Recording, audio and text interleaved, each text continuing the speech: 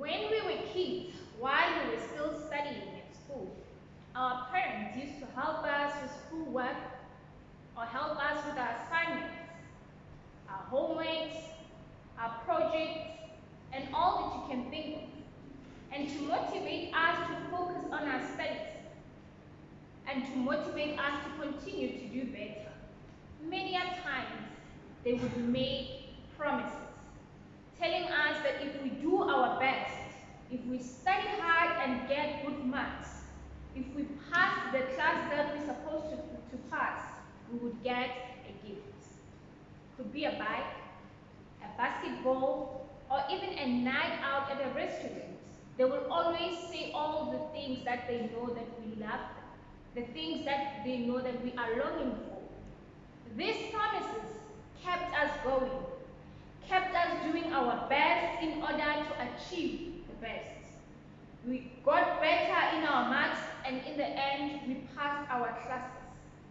After passing the class, we would ask about our gift, about our night out that we were waiting for. The problem is that after getting the result, not all the time we would get the promised gift. We would be told to wait. We would be told that let's leave it for next year or a year after.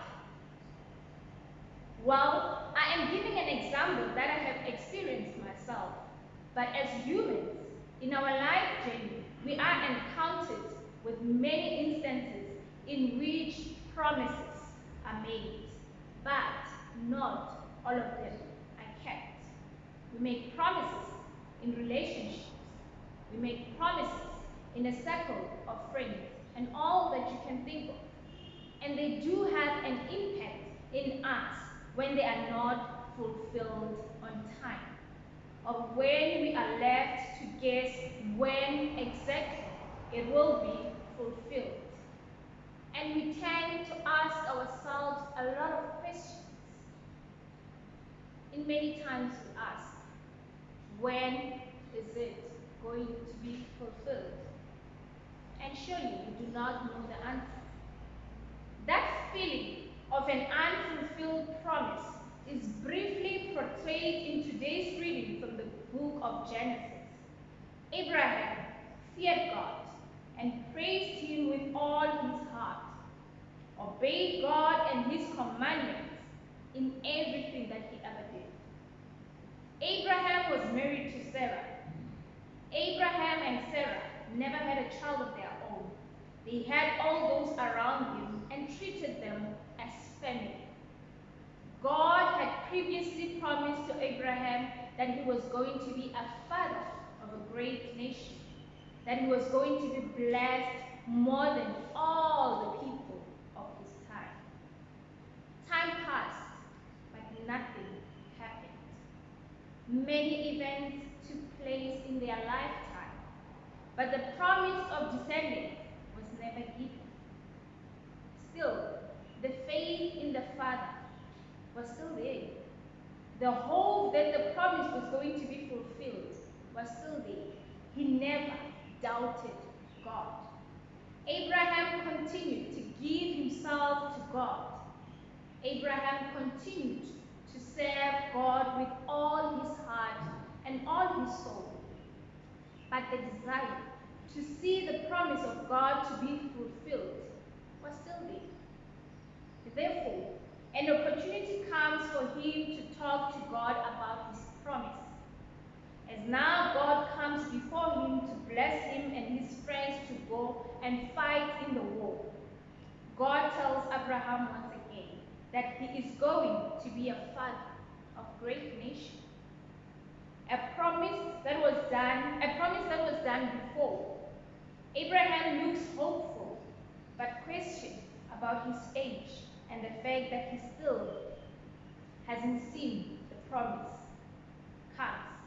In response, God makes a covenant with him, a covenant that seals the promise, giving him that land that he was to possess, him and his descendants.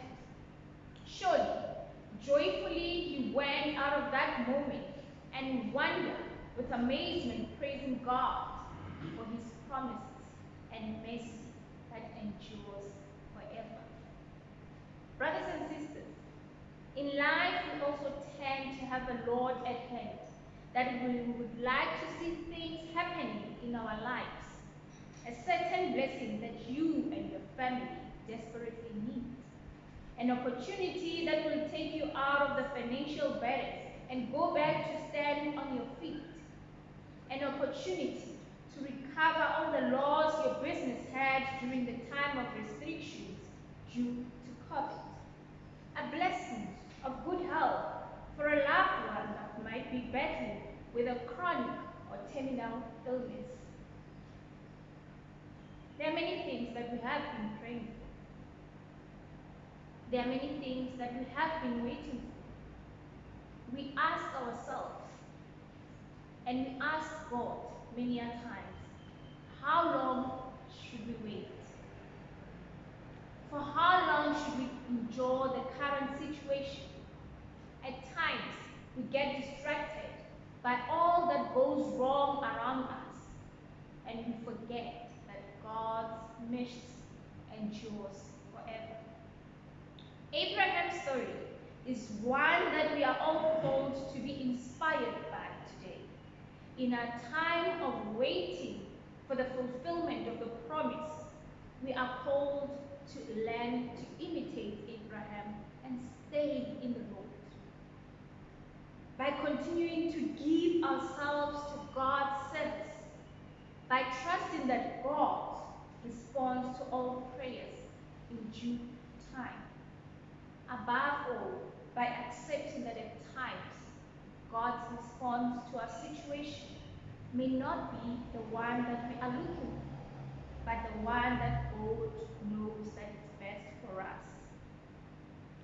Friends in Christ, I do not know the answer for the questions we all make when God delays in fulfilling his promise or responding to our prayers. None of us exactly know the response to those questions too. But the desperation of waiting, the expectation of being answered, the anxiety of the uncertainty, if we will at any point be answered, all these feelings are not unknown to God. God is aware of all of them, and in due time, just like he did to Abraham, he will respond to us. During this Lenten season, as we journey with the suffering Christ towards his ultimate sacrifice, we are reminded from the story of Abraham to have faith in God, for God never fails his children. We are called to give ourselves with all our hearts and souls to God in prayer and dedication to serve God and one another. We are called to trust God no matter the circumstances that we find ourselves in, because God always responds. Let us trust God in all moments. Let us trust God's protection. Let us trust God's compassion.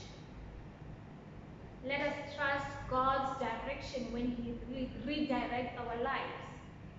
Today, we are called to learn to trust.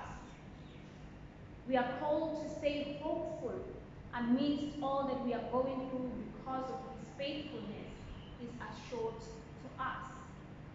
His promises are sure at all times. All we have to do is to stay in Christ so that we don't lose hope. Because if we put our focus on the wrong things, we are going to fall